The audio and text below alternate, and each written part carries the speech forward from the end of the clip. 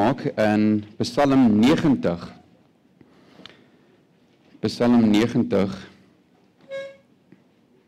Ek het amper gesê, ek kan oopmaak in Romeine 9. Dit sou baie lekker gewees het. Kom ek bid vir ons.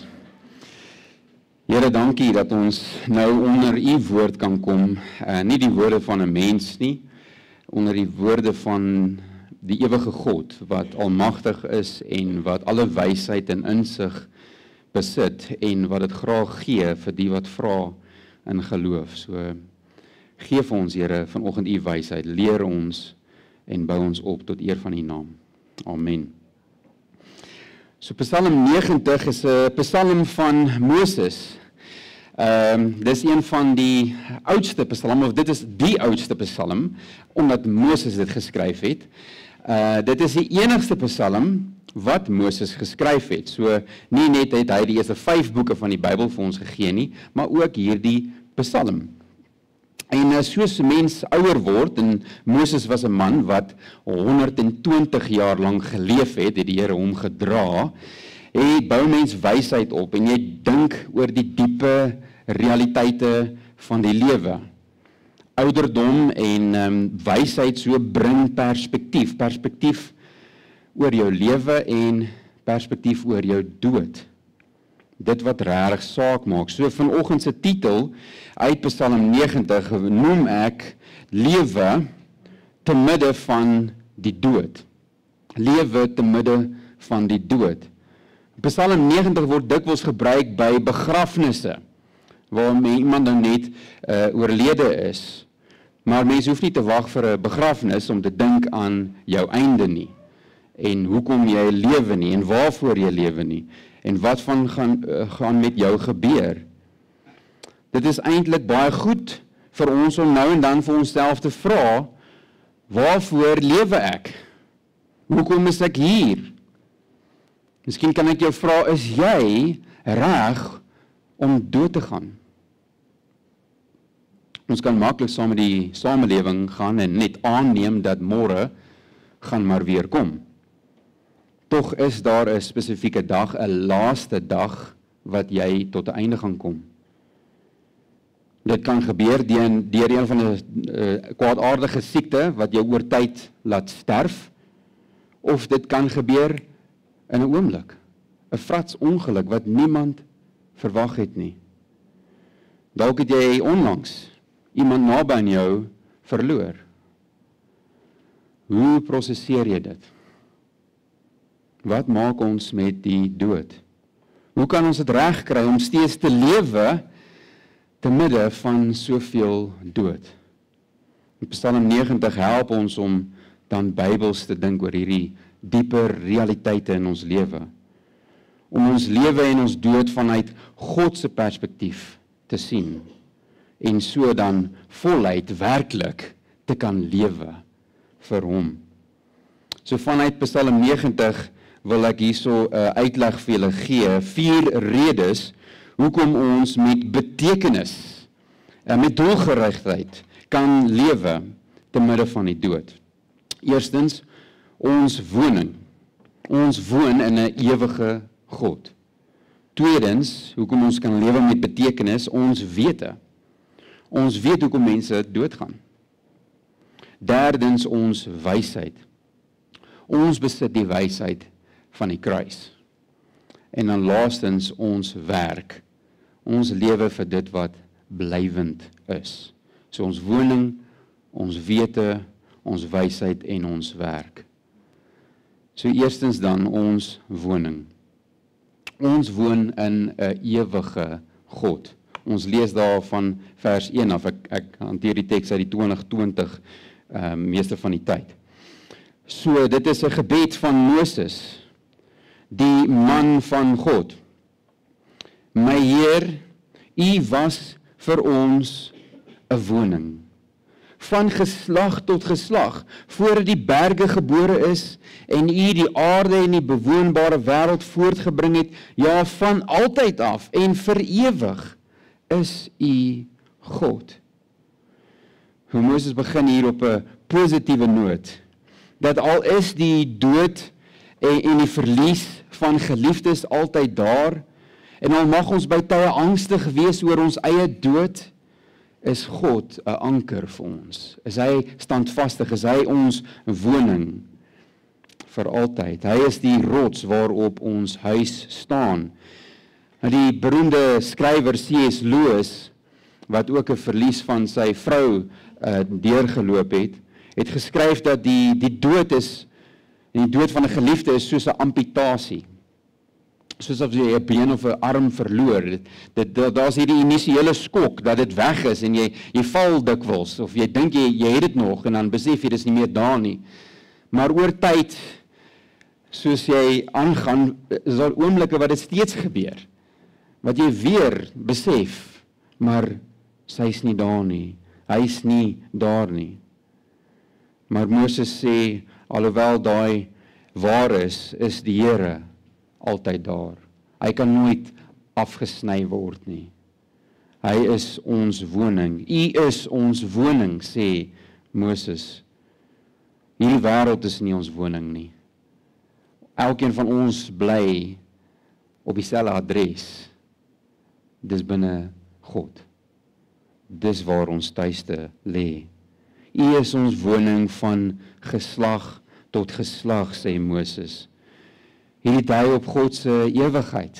Hy's nog altyd daar. Hy was nog altyd gelowiges se woning. Voor die berge, voor die skepping, alles wat gemaak is, was God daar. Niemand kan vir God sê, maar hy het dit eers gehaat nie. Niemand kan vir God sê, sy was myne nie. Hy was myne, daai kind was ons kind nie. Nee, voor ons het God alles geskep, het hy alles besit, en alles behoort aan hom. Hy was daar voor ek of jy nog ooit daar was. Voor die begin, daar is niemand of niks wat voor God kom nie. Dat die tyd kan hom nie inhaal nie. Hy staan buite tyd. Hy het tyd geskaap, hy is in beheer van tyd. Hy is die Alfa en die Omega. Aan hom is daar geen einde nie.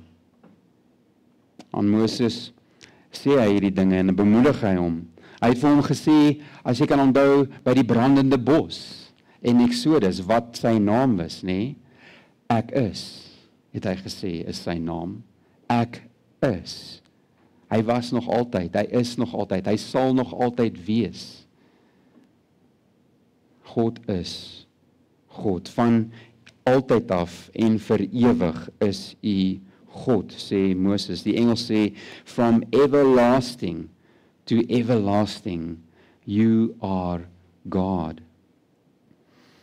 En tog, al is hy hierdie ewige God, ver verhewe en bo ons almal, is hy ook naby. En sê Moses, ons vind ons woning in hom. Ons word beskerm deur hom. Die wêreld daar buite het nêrens om te gaan as dit die dood hulle tref nie. Maar ons het 'n blywende woning. En daarom kan ons lewe. Daarom het ons 'n ewige hoop. Maak God jou anker. Maak God jou tuiste. Wandel saam met hom en jy sal nooit haweloos wees nie. Vers 3 gaan aan en ons lees, U laat sterflinge terugkeer tot stof.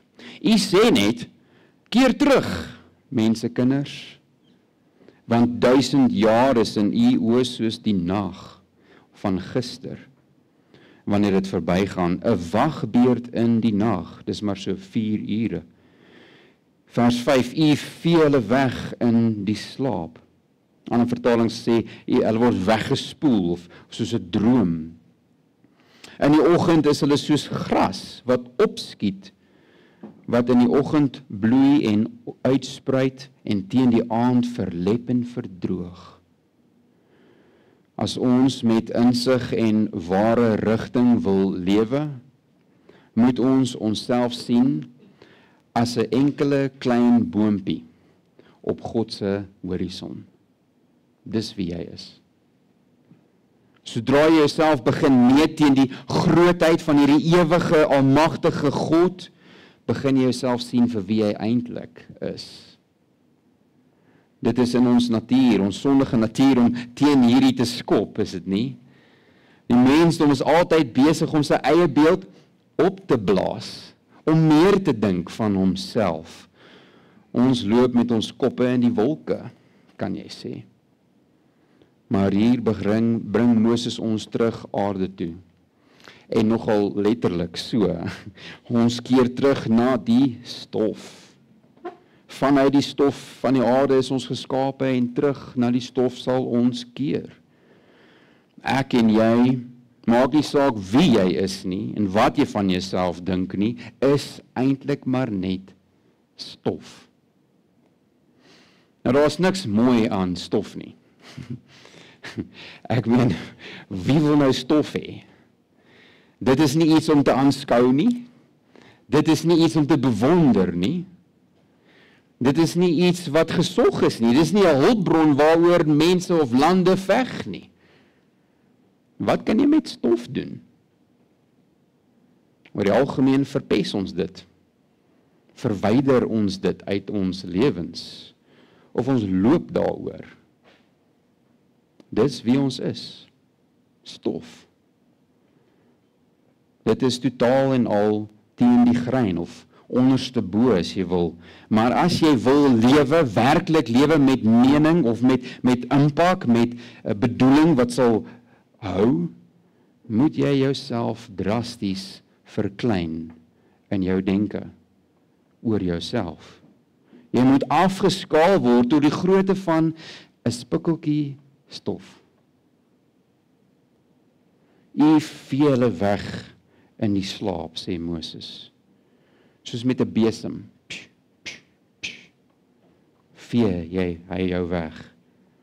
Ons word weggewaai soos 'n droom. Soos 'n droom. Met geen betekenis, geen impak, geen effek in hierdie wêreld nie. En tog, wat sien ons om ons? Wat sien ons in ons harte? Almal is uit daarop om goed te lyk, om groot te lyk, om fantasties te lyk, asof ons iets is en iets kan doen. Ons almal wil opgemerk word, beaam word. Is dit nie so nie? Salomo het die lewe so bekyk en hoor wat skryf hy, wat hy ontdek het in Prediker 4 vers 4. Hy sê, ek het gesien dat al die inspanning en al die kundigheid waarmee gewerk word, naaiwer is. Dit is eintlik maar net naaiwer, jaloesie. Naaiwer is van die een teenoor die ander. Ook dit is sinloos en 'n gejaag na wind. Tog wil mense presteer. En hulle wil hulle kinders moet presteer en uitstaan. Natuurlik is dit goed om hard te werk, maar wat is jou motief? Vir wie wil jy werk? Wat dink jy oor jouself met al jou geswoeg? Nee, ek wil nie net 'n spikkeltjie stof wees nie, ek wil 'n klont wees. Nou maar mooi hoor. Dit is belaglik, maar tog is dit so hartseer, is dit nie? Hoe die wêreld en ons soms ook probeer uitstaan en 'n naam vir onsself maak. Vir wat? In werklikheid gee dit maar 1 generasie, 2, hoogstens 3 generasies en jou naam, my naam, gaan vergete wees. Mense gaan nie meer jou naam sê nie. Hulle gaan nie meer weet wie jy was nie. As iemand jou onthou, sal hulle jou onthou soos 'n droom. Asof dit voel lank, maar eintlik wat jy kan onthou, is maar niks. En is vaag, klomp gapings. Dis hoe ons is. Waarna jaag jy so? Wat probeer jy bereik?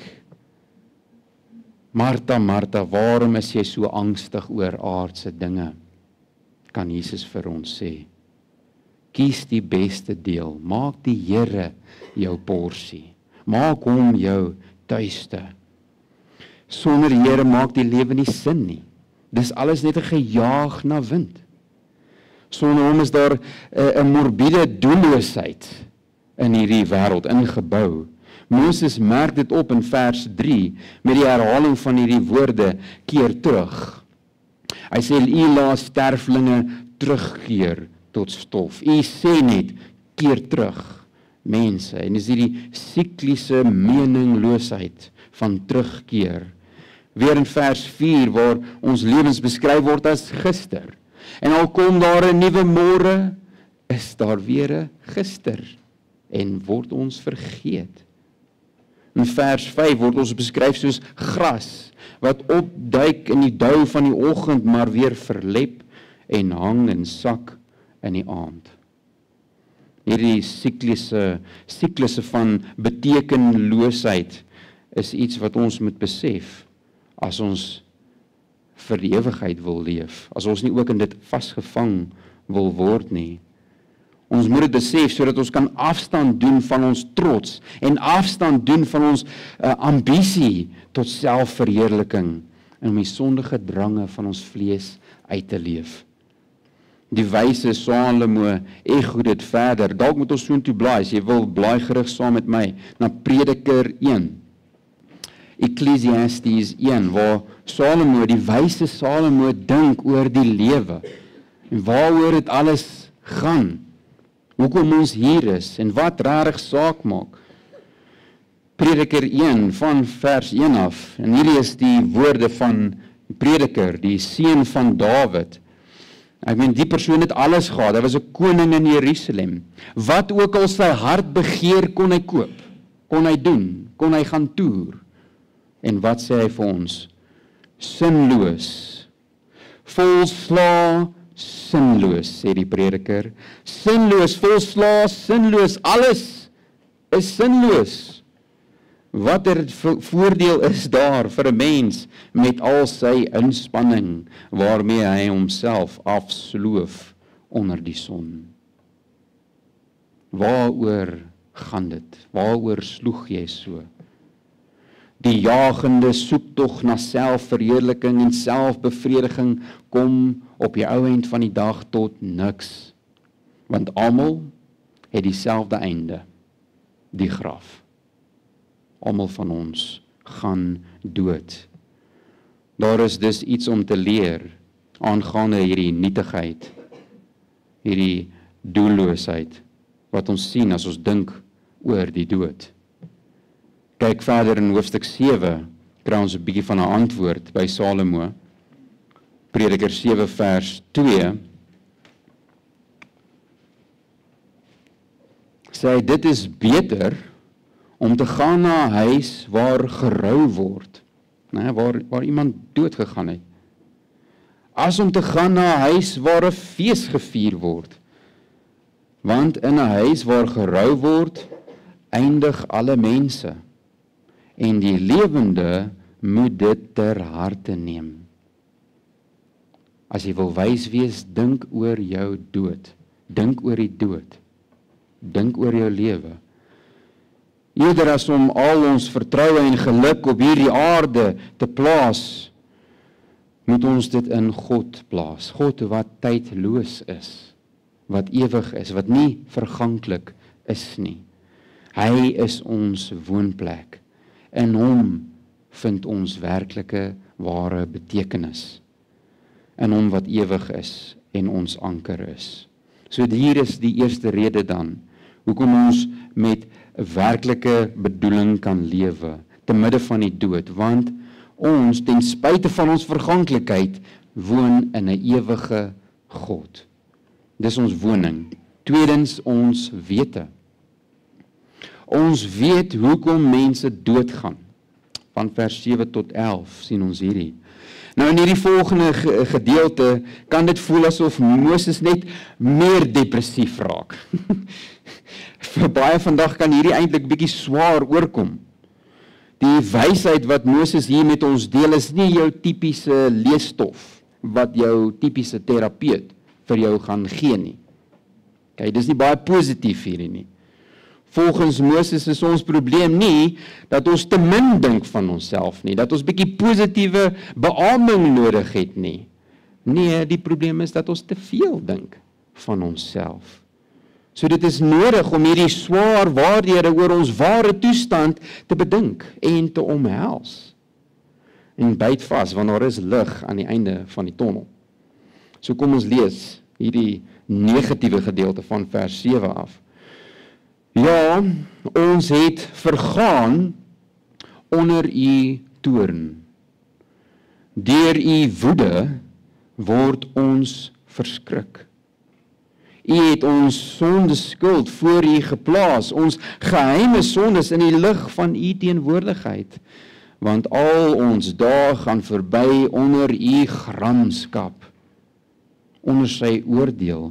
Ons voltooi ons jare soos 'n sug. Vra maar enigiemand wat ouer as 60 is, nê? Vers 10, die dae van ons lewensjare, dit is maar 70 jaar, en as dit van kragte daar is, 80 jaar, en die beste daarvan is vol moeite en rampe. Ja, dit gaan gou verby en ons vlieg weg. Wie ken die krag van u toorn? U gramskap is net so groot soos die onsag vir u, die vrees vir u. Moses gaan aan om onsself te oortuig dat ons al eintlik baie klein is. En dan gaan hy aan in hierdie gedeelte vir ons te vertel hoekom ons so klein is, hoekom ons lewens so nietig is. In vers 7 sien ons daar die rede vir die dood. Ons vergaan as gevolg van God se toorn. Soos die 83 dit dalk sê, ons gaan ten gronde onder u gramskap. Die ESV, we are brought to an end by your anger. Dis hoekom ons doodgaan. Mense gaan nie per toeval dood nie. Mense gaan nie dood omdat die fittest moet survive nie. Nee, hier sien ons dat ons doodgaan omdat God kwaad is. God se woede is natuurlik nie soos ons woede nie. Ons word vinnig kwaad, ons is nie lankmoedig nie. God is lankmoedig en slow to anger. Ons word kwaad vir selfsugtige redes. Omdat ons nie ons afgode kan kry nie, omdat ons geïrriteerd is, omdat ons hardkoppig en dwaas is, maar God word kwaad net vir die regte redes. God word kwaad vir heilige redes. God word kwaad want hy is regverdig. Kyk daar in vers 8, hoekom God kwaad word. U het ons sondeskuld voor u geplaas. Ons geheime sondes in die lig van u teenwoordigheid. Dis hoekom God kwaad is.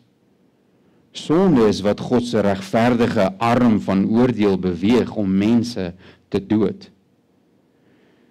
Hier is nie net 'n teologiese konsep vir Moses nie, maar dis iets wat hy met sy eie oë ervaar het. Dink nou maar net aan God se oordeel wat Moses alles al gesien het in sy lewe. Dink nou maar net aan God se oordeel teenoor die Egiptenare wat nie God se mense wou laat gaan nie. En hoe God nie net 1 nie, maar 10 pla op hulle neergelaat het en baie doodgemaak het. Maar Moses beperk nie God se oordeel tot daai afgodsaanbidders in Egipte nie, doen hy? Kyk daar wat sê hy. Vers 7 sê, ja, ons het vergaan onder u toorn. Deur u woede word ons verskrik. U het ons sondeskuld voor u geplaas. Nou ja, Moses het sekerlik God se toorn gesien, uitgestort word oor die Israeliete, het hy nie? Keer op keer lees ons van dit.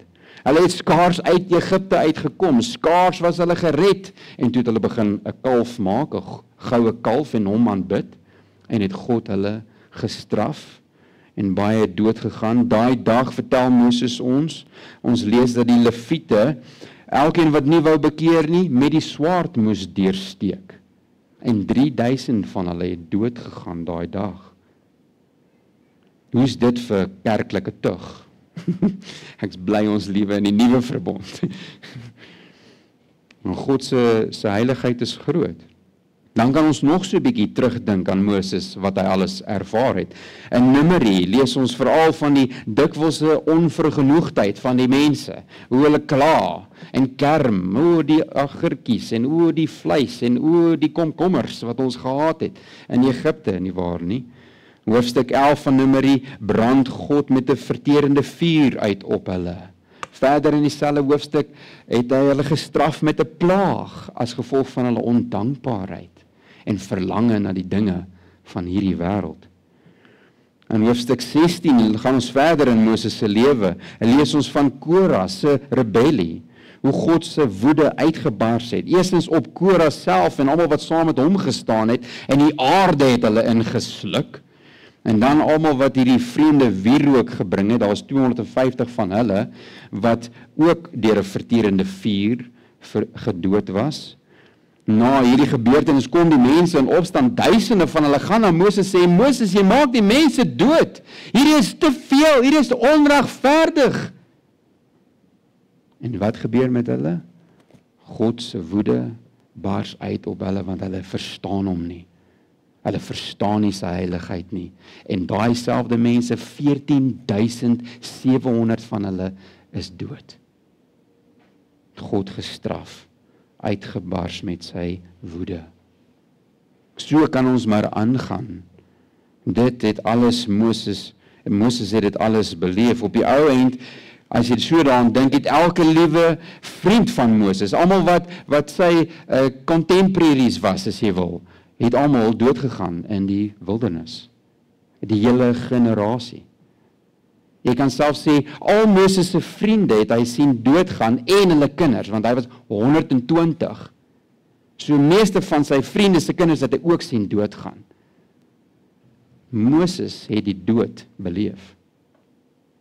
Meer as dalk enigiemand anders in die Ou Testament. Wat is dit wat ons hieruit moet leer?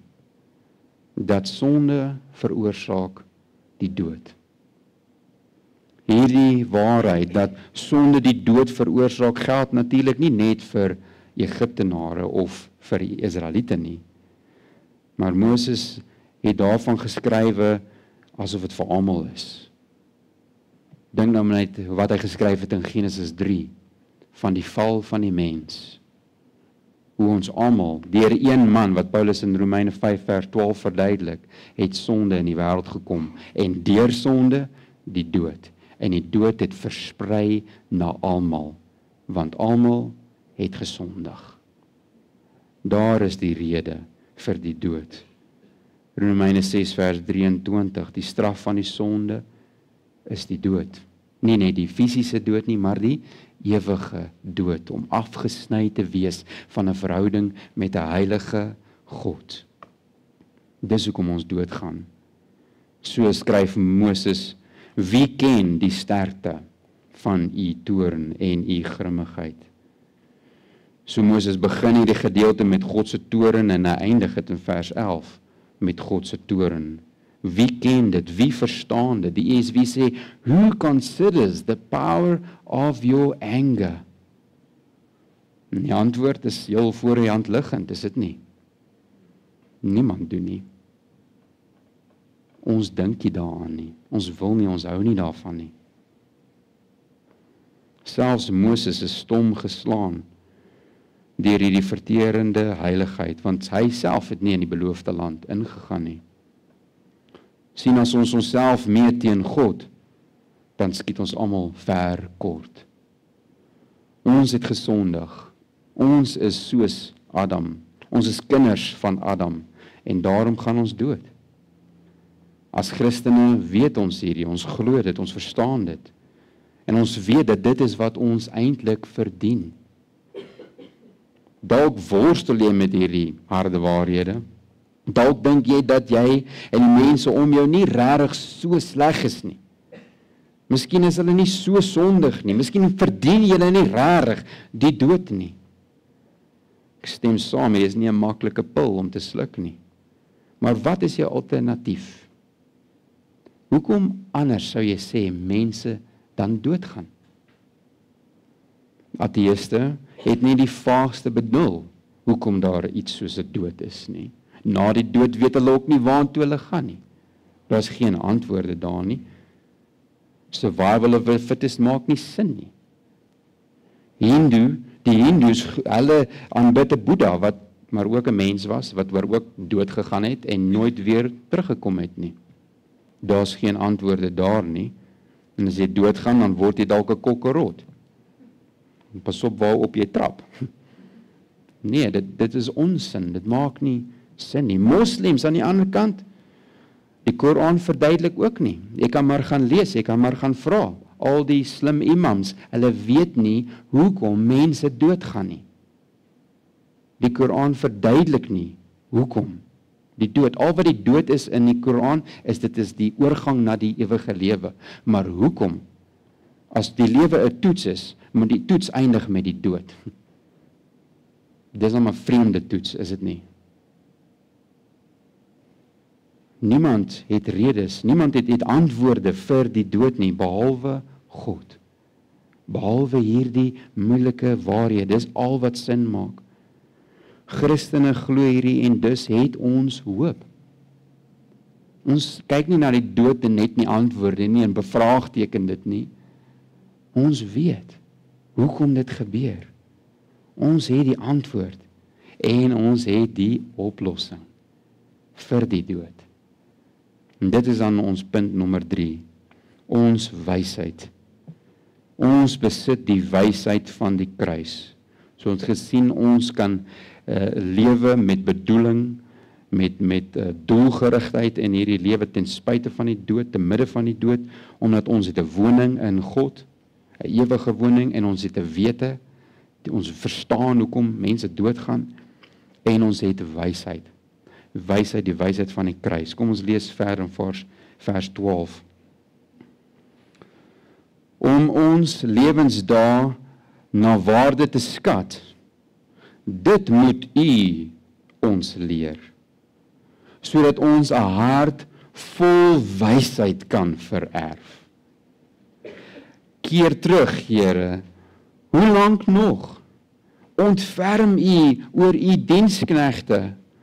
Versadig ons in die oggend met U troue liefde, sodat ons al die dae van ons lewe kan juig en bly wees.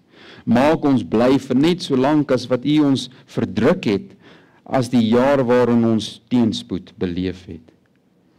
Moses begin in vers 12 en sê, as te ware, ons kan nie ons self wysheid leer nie. Hy kom tot die einde van homself en hy sê, U moet ons leer. Leer ons, o Here, om ons dae te tel, om 'n hart vol wysheid te kan hê. Hierdie is die wonderlike lig aan die einde van hierdie donker tonnel. Slegs wanneer jy besef hoe klein jy is, hoe stoflik jy is, nietig en absoluut nie teenoorgestel as wat jou trotse hart wil uitmaak, dan kan jy besef wat die antwoord is. Dan kan jy terugdraai na God toe en hom vra vir wysheid. Slegs dan, wanneer jy tot die einde van jouself gekom het, soos Moses hier doen, roep jy uit na God. Leer my. Daar's nie antwoorde op enige ander plek nie. Kyk jy binne toe, daar's niks goed daar nie. Kyk jy langs jou, is maar dieselfde as jy. Kyk op en pleit vir hulp. Kyk op en vra vir wysheid. Kyk na vers 13. Dit sê, keer terug, o Here, ontferm U oor ons, have pity on us, sê die Engels. Met ander woorde, ons kan onsself nie help nie. Die hele Psalm is inderdaad 'n gebed, 'n uitroep na God, want Moses kan nie. Slegs hy het die antwoorde, slegs hy is die een teen wie ons gesondig het, en slegs hy kan ons dan vergewe. Ek en jy verdien die verterende vuur. Ek en jy verdien die pla. Ek en jy verdien om deur die aarde ingesluk te word. Ek en jy verdien dat 'n swaard deur ons gesteek word, hoe ons God verraai, hoe ons teen hom sondig, hoe ons sy beeld afkraak. Wanneer Moses in vers 13 sê, keer terug, is dit nie omdat God verdwyn het nie, of omdat God op 'n ander plek is nie. Nee, hy sê, keer terug. Dit dui aan op 'n barmhartigheid, 'n versoek dat God sal hom jammer kry, dat God hom sal vergewe, dat God sy hart sag sal wees teenoor hom en sy nood sien. Wat doen jy as jy agterkom wie jy eintlik voor God is? Wat doen jy as jy alweer in sonde geval het? Moses hardloop nie na die wet toe nie, doen hy? Nee, hy roep uit na genade. Hy roep uit na God. Hierdie selfde kwaai, woedende, gevaarlike God. Hy draai na hom. Nie weg nie. Hy hardloop nie weg nie, hy pleit vir genade. Keer terug, dieselfde woorde word Moses gebruik Moses in sy lied in Deuteronomium 32 in vers 36 skryf hy daar dieselfde woordjie sê God sal medelee, as die woordjie keer terug. Hy sal medelee, compassion hê met sy knegte. As hy sien dat hulle vashou plek weg is en dit met almal sonder uitsondering gedaan is, dan kom God terug as jy besef waar jy eintlik is. Dis wat terugkeer beteken. Sien my raak, Here. Kry my jammer, vergewe my. Ek kan niks doen om myself te help nie. Hierdie is die wysheid van die kruis, is dit nie? Hierdie is die wysheid waarvan Paulus skryf in 1 Korintiërs 1 vers 24, dat Christus is die wysheid, die krag van God en die wysheid van God. Die toppunt van wysheid is Jesus Christus. Die een wie al die fokus op is, die volheid van ware wysheid kom neer op hom, is hy aan die kruis. Genade. Draai na God toe vir genade. Onthou terug in Psalm 90 het Moses hierdie selfde woordjies gebruik, keer terug in vers 3. Daar waar hy gesê het, laat sterflinge terugkeer tot stof. U laat sterflinge terugkeer tot stof. U sê net, keer terug, mensekinders. So hy het 'n woordspeling op dieselfde woord. Dat dieselfde God wat mense terugkeer, is die een wat moet terugkeer na ons. Ons moet besef dat ons keer terug na die stof. En ons enigste antwoord is 'n God wat barmhartig moet wees. En hy doen. Al is jy so 'n gemors. Al is jy so sonder antwoorde, al is jy so swak en al voel jy dalk so minderwaardig. Die waarheid is, hoe sleg jy jouself ook al dink, jy is nog 10 keer slegter vanuit God se perspektief. Hy sien deur alles. En tog slaan dit Dawid se asem weg in Psalm 8. Wat is die mens dat u aan hom dink? Wat is die mens? En die mensekind dat u hom besoek. Sien, hy kom vir 'n stukkie stof soos ons. Hy gee sy seun, hy stuur sy seun vir 'n stukkie stof soos jy en ek. God die seun het die woede van God op homself geneem. Vir almal wat na hom toe sal draai, het hy die prys gedra aan die kruis, sy lewe gegee op Golgotha. Draai na hom, keer terug na hom, vra hom om barmhartig te wees. In Adam sterwe almal, maar in Christus word almal lewend gemaak. Sê Paulus in 1 Korintiërs 15 vers 22. So daar is die wysheid van God, die wysheid van die kruis. So hoekom kan ons lewe ten spyte van die dood en dat mense om ons doodgaan en dat ons gaan doodgaan? Maar ons het 'n woning in God, 'n ewige woning. Ons het 'n wete hoekom mense doodgaan en ons het die wysheid die wysheid van die kruis, wat rus nie op werke nie, maar op genade. En dan vierdens, die laaste rede is, ons kan lewe met bedoeling vir die ewigheid, want ons het 'n werk. Ons werk, ons lewe vir dit wat blywend is. Die laaste 2 versies van hierdie Psalm is soos Moses se weergawe van die groot opdrag, van die Great Commission, lyk dit vir my.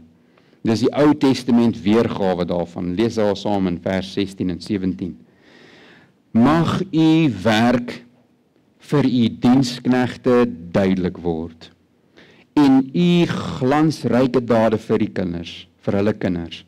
Mag die goedheid van die Heer, ons God, oor ons wees, en ons handewerk, hou dit vir ons in stand. Ja, ons handewerk, hou dit in stand.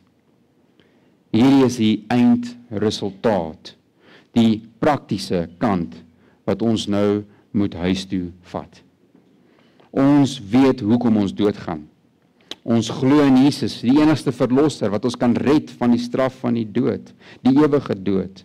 En hy gee vir ons die ewige lewe. Maar wat nou? Wat moet ons doen, terwyl ons nog hier is, terwyl ons nog lewe, voor ons dag kom? Eerstens, Moses lewe vir dit wat blywend is. Want kyk waarvoor vra hy, heel eerste daar in vers 16. Mag u werk vir u diensknegte duidelik word. Moses is nie geïnteresseerd daarin sy eie werk nie, om sy eie koninkryk te bou nie. Moses het koninkryke sien kom en koninkryke sien gaan. Moses het farao's gesien kom en hy het farao's gesien gaan. Wat regtig saak maak is u werk. Dis waarmee ek wil besig wees. Leer my u werk. So broers en susters, kom ons ken ons Bybels. Kom ons gryp ons Bybels, kom ons bestudeer dit en sien wat is dit wat die Here van ons vra. En kom ons doen dit. Kom ons leer en lees en groei saam. Kom kerk toe, kom Bybelstudies toe, want so leer ons wat behaag God. Terloops, die farao's het geglo in die hiernamaals. Dit is hoekom hulle grafte so vol goud was, vol besittings, want hulle gedink as hulle eendag gaan wakker word in die paradys, gaan al hierdie dinge daar wees vir hulle om te geniet. Dit is net jammer, die meeste van hulle goed is gesteel.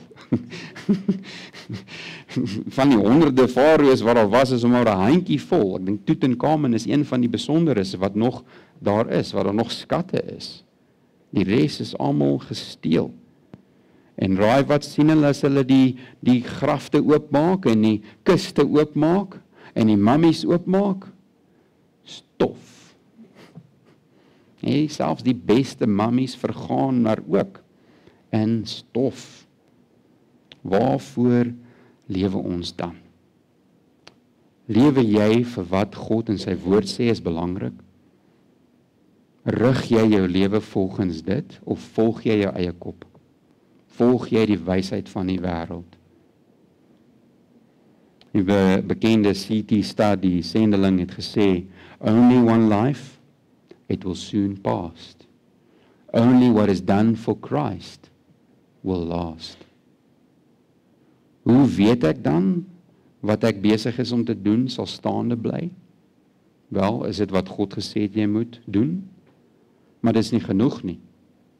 Baie mense doen op die oog af wat God sê hulle moet doen, maar wat is hulle motief? Hoekom doen hulle dit? So Moses gaan verder en hy vra vir nog meer wysheid en hy besef hier dat hy kan nie doen wat God hom roep om te doen sonder God se hulp nie. Dan, eers dan, wanneer jy dit wat God vra van jou in sy krag doen, kan dit blywend wees. So hy roep uit, hou dit vir ons in stand. Hou dit vir ons stand, ja, ons handewerk, hou dit in stand. Hy weet God is in beheer, hy weet God is soewerein, soewerein oor tyd, soewerein oor sy lewe, en ons, ek en jy kan niks doen wat blywend gaan wees, as God ons nie help nie. as ek dit nie in sy krag doen nie. Ek kan hier vandag voor julle preek en ek kan niks beteken vir die ewigheid nie. As ek dit nie met God doen nie.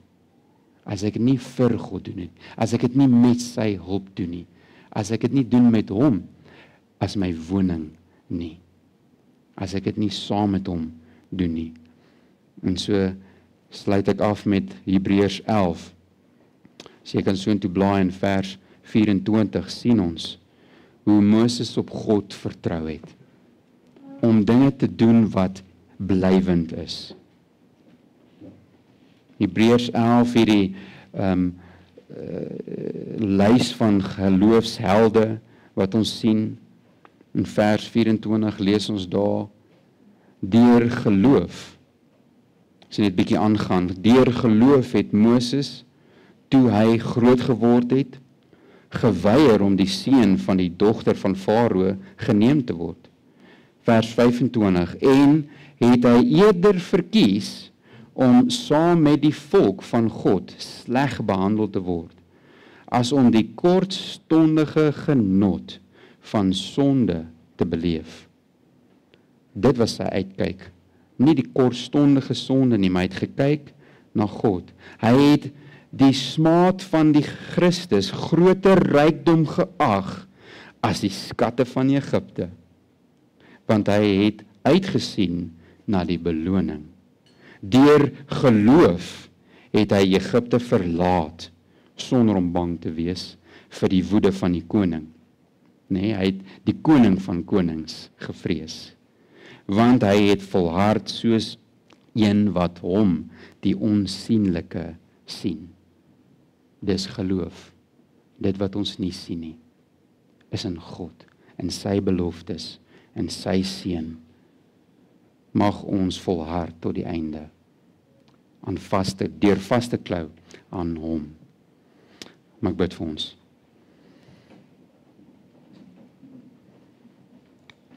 Vader, ons dankie dat Jesus nie net ook stof geword het soos ons nie. Hy het die perfekte lewe geleef, hy het nooit gesondig nie, en hy was nederig en gehoorsaam tot die dood, en het in ons plek dood gegaan.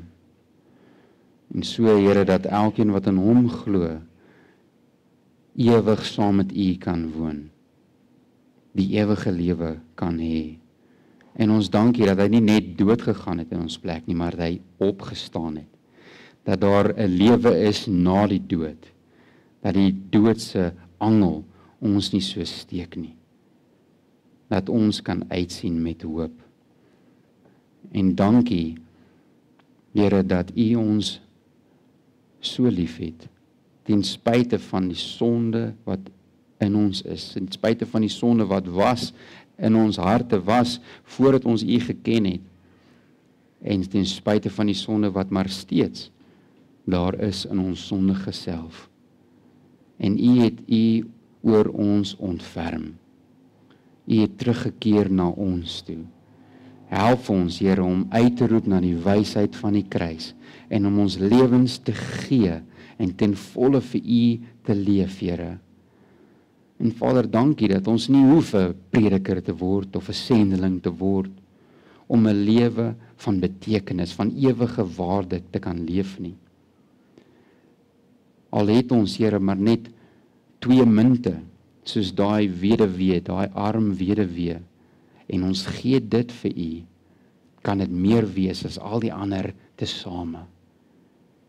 So, Here, wat ook al ons doen, Here, waar ook al ons onsself bevind, wat ook al beproewinge U toelaat, Here, selfs die dood, Here, help vir ons, om alles wat ons het, alles wat ons is, vir U te gee, en vir U te leef, in afhanklikheid van U.